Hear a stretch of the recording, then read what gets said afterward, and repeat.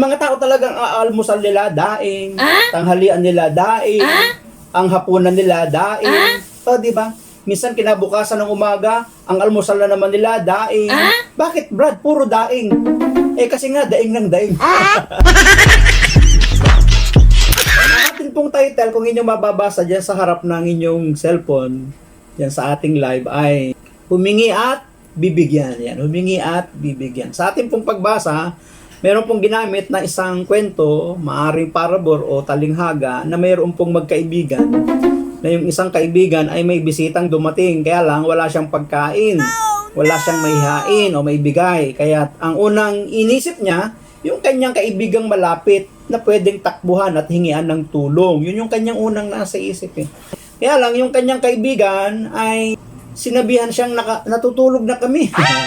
Ganyan naman talaga tayo, di ba? Pag may mga tao humihingi talaga ng tulong, ang pinakamadaling response natin, tumanggi, di ba? Yun naman talaga unang response natin, tumanggi.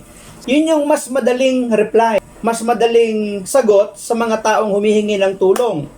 Kasi nga, minsan, ang mga taong humihingi sa atin ng tulong, pakiwari natin, sila'y istorbo ng aabala.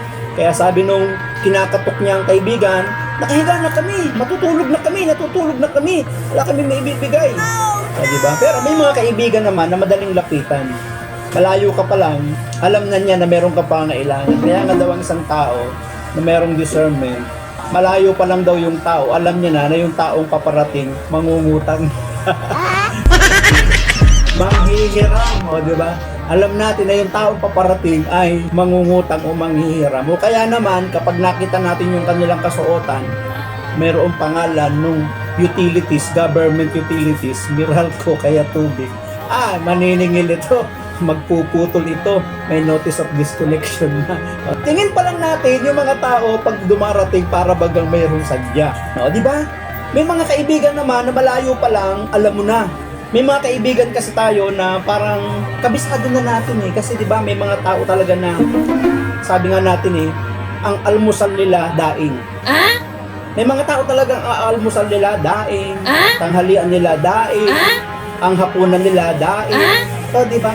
Minsan kinabukasan ng umaga, ang almusal na naman nila, daing. Bakit, Brad? Puro daing. Eh kasi nga, daing ng daing. Mga tao talagang daing ng daing eh. Kaya kapag nakita mo na at paparating na, alam mo, may sadya ito. Kasi kilala mo siya na daing ng daing. Diba? Okay, so sa ating pagbasa, umiiwas siyang maabala sapagkat siya ay tulog. Pero ang kagandahan dito, sabi ng ating Panginoon, babangon siya hindi dahil sa sila'y magkaibigan. Tingnan po ninyo ha, babangon siya hindi dahil sila'y magkaibigan. Babangon siya sapagkat magagambala at gagambalain siya ng kanyang kaibigan. See? Tingnan po ninyo doon sa pagpupumilit at pagmimithi, pagpupursige, doon sa kanyang determinasyon. Yung kaibigan pa lang yun. How much more ang ating Diyos sa langit? Hindi naman natin siya basta kaibigan, siya yung ating Ama. Ibibigay niya para sa atin yung karapat-dapat na ating hinihingi sa Kanya. Magbibigay ang Diyos hindi dahil na-istorbo siya, magbibigay ang Diyos hindi dahil na aabala mo siya, magbibigay ang Diyos sapagkat siya ang ating Diyos, siya ang ating Ama, tayo ang Kanyang Ama.